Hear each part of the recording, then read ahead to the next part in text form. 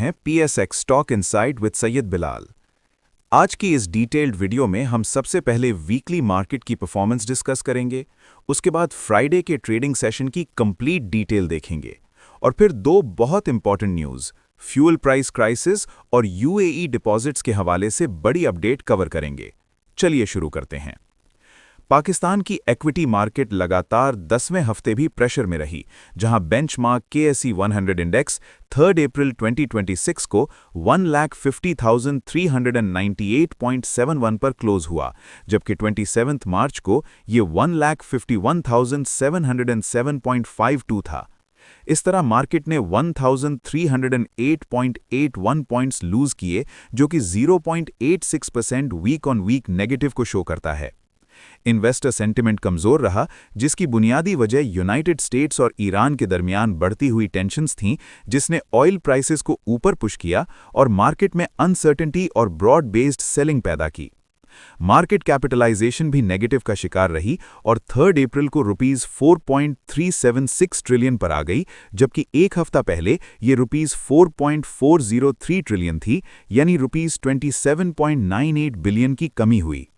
Dollar terms में भी market cap 15.68 billion dollar तक गिर गई, जो पहले 15.77 बिलियन डॉलर थी। डॉलर एडजस्टेड रिटर्न्स भी -0.6480% से गिरकर -0.8376% हो गए, जो कि ज्यादा तेज डिक्लाइन को शो करता है।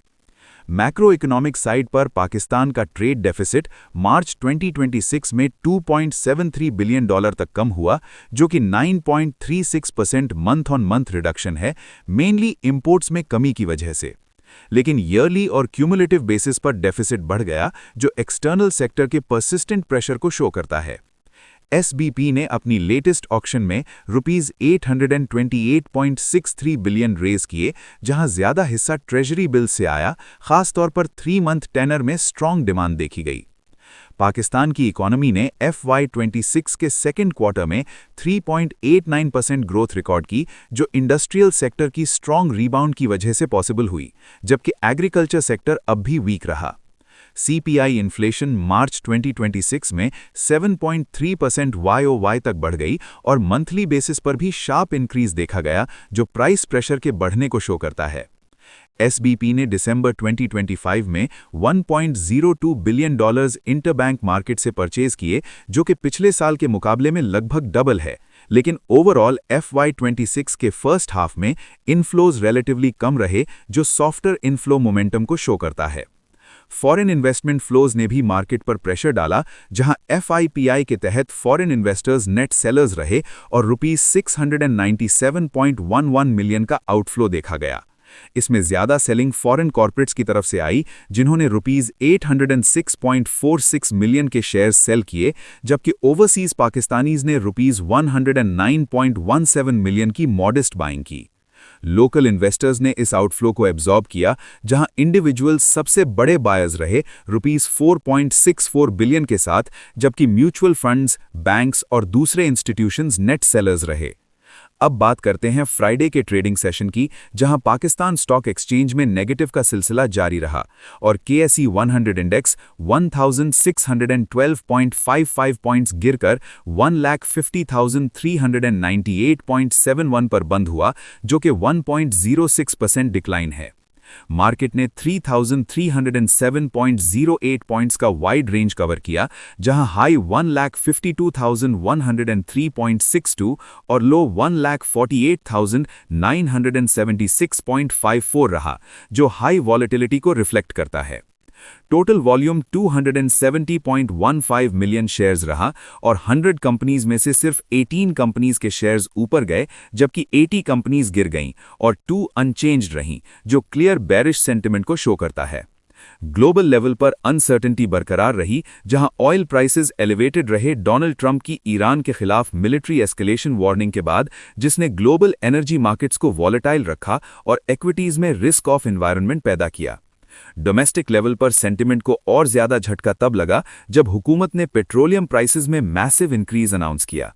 पेट्रोल की कीमत ₹137 बढ़कर 458.40 रुपीस हो गई, जबकि हाई स्पीड डीजल ₹184 बढ़कर 520.35 रुपीस तक पहुंच गया। इससे इन्फ्लेशन, इनपुट कॉस्ट्स और कॉर्पोरेट प्रॉफिटेबिलिटी पर प्रेशर बढ़ने का खतरा पैदा हो गया। इसका कंबाइंड इम्पैक्ट ये हुआ कि राइजिंग ग्लोबल ऑयल प्राइसेस और लोकल फ्यूल कॉस्ट इंक्रीज ने इन्वेस्टर कॉन्फिडेंस को बुरी तरह अफेक्ट किया, खासतौर पर एनर्जी इंटेंसिव और सिक्लिकल सेक्टर्स में सेलिंग प्रेशर बढ़ गया। ऑल शेयर इंडेक्स भी गिरकर 90,088.08 पर बंद हुआ, जो 844.88 पॉइंट्स की नेगेटिव है। टोटल मार्केट वॉल्यूम 471.94 शेयर्स तक बढ़ गया, जबकि ट्रेडेड वैल्यू ₹24.64 बिलियन रही, जो एक्टिविटी के बढ़ने के बावजूद नेगेटिव ट्रेंड को शो करता है। 483 कंपनीज में ट्रेडिंग हुई, जहां 132 अप, 279 डाउन और 72 अनचेंज्ड रहीं, जो क्लियर बेरिश सेंटिमेंट को शो करता है। अब बात करते हैं सबसे इंपॉर्टेंट डीप एनालिसिस की, जो फ्यूल प्राइसेस के हवाले से है। जो फ्यूल प्राइस इंक्रीज नजर आ रहा है, ये सिर्फ एक सिंपल हाइक नहीं, बल्कि पाकिस्तान के एनर्जी सिस्टम में एक स्ट्रक्चरल चेंज है। रिपोर्ट के मुताबिक अब क्रूड ऑयल प्राइसेस अकेले फ्यूल प्राइसिंग को डिटरमिन नहीं कर रहे, बल्कि क्रैक स्प्रेड्स और इंपोर्ट प्रीमियम ज्यादा पावरफुल फैक्टर्स बन चुके हैं। ईरान के कॉन्फ्लिक्ट के बाद स्ट्रेट ऑफ हॉर्मूज का रूट रिस्की हो गया, जहां से ग्लोबल ऑयल सप्लाई का बड़ा हिस्सा गुजरता है, और पाकिस्तान की एनर्जी इंपोर्ट्स का भी ज्यादा हिस्सा इसी रूट से आता है। इस वजह से टैंकर अटैक्स, इंश्योरेंस कॉस्ट और डिलीवरी अनसर्टेनिटी ने सप्लाई चेन को डिस्टर्ब कर दिया। रिफाइंड फ्यूल सप्लाई में estimated 9 to 11 million barrels per day की कमी आई, जिससे डीजल क्रैक स्प्रेड जो आमतौर पर $10 होता था, वो बढ़कर $170 तक पहुंच गया, जबकि पेट्रोल स्प्रेड्स भी $35 से ऊपर चले गए। ये एक स्ट्रक्चरल डिस्टॉर्शन है जो प्राइस फॉर्मेशन को फंडामेंटली चेंज कर रहा है।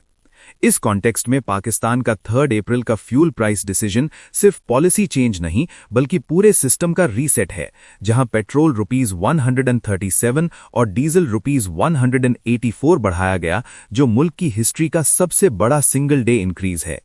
हुकूमत ने सब्सिडीज विथड्रॉ की, पेट्रोलियम लेवीज रीस्ट्रक्चर की और मार्केट लिंक्ड प्राइसिंग की तरफ मूव किया। इस सिचुएशन का एक पॉजिटिव एंगल ये है कि लोकल रिफाइनरीज के लिए मार्जिन्स बहुत ज्यादा इंप्रूव हो गए हैं, जिससे उनकी प्रॉफिटेबिलिटी बढ़ रही है, खासतौर पर उन रिफाइनरीज के लिए जो डीजल यील्ड ज्यादा प्रोड्यूस करती हैं। लेकिन ग्राउंड लेवल पर इम्पैक्ट बहुत सिवियर रहा, जहां ट्रांसपोर्ट फेयर्स 25 से 30% तक बढ़ गए और बलोचिस्तान में गुड्स ट्रांसपोर्ट 60% तक महंगा हो गया। इसके साथ ही वेजिटेबल्स, आटा और चावल जैसी बेसिक चीजों की कीमतों में भी 20 से 40% तक इजाफा देखा गया। अब आते हैं दूसरी इंपॉर्टेंट न्यूज की तरफ, जहां पाकिस्तान ने यूएई डिपॉजिट्स के हवाले से चलने वाली मिसलीडिंग क्लेम्स को रिजेक्ट कर दिया है। फॉरेन ऑफिस ने वाजह किया कि ये डिपॉजिट्स रूटीन फाइनेंशियल अरेंजमेंट्स का हिस्सा थे, जो बायलैटरल अग्रीमेंट्स के तहत किए गए थे।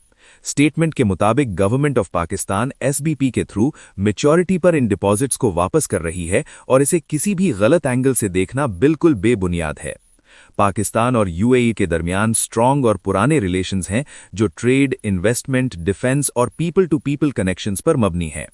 पाकिस्तान ने अपनी कमिटमेंट रिपीट की है कि वो यूएई के साथ अपनी पार्टनरशिप को मजीद मजबूत करेगा और फ्यूचर में दोनों मुल्कों के दरमियान कोऑपरेशन को बढ़ाया जाएगा। दोस्तों, आज की वीडियो में हमने वीकली मार्केट परफॉर्मेंस, फ्राइडे के ट्रेडिंग सेशन की कंप्लीट डिटेल और 2 बहुत इंपॉर्टेंट मैक्रो न्यूज कवर की हैं। मार्केट इस वक्त हाईली वॉलेटाइल है, इसलिए ट्रेडिंग में रिस्क मैनेजमेंट बहुत जरूरी है। वीडियो पसंद आए तो लाइक करें, चैनल को सब्सक्राइब करें और PSX stock insight with Syed Bilal के साथ जुड़े रहें। अल्लाह हाफिज।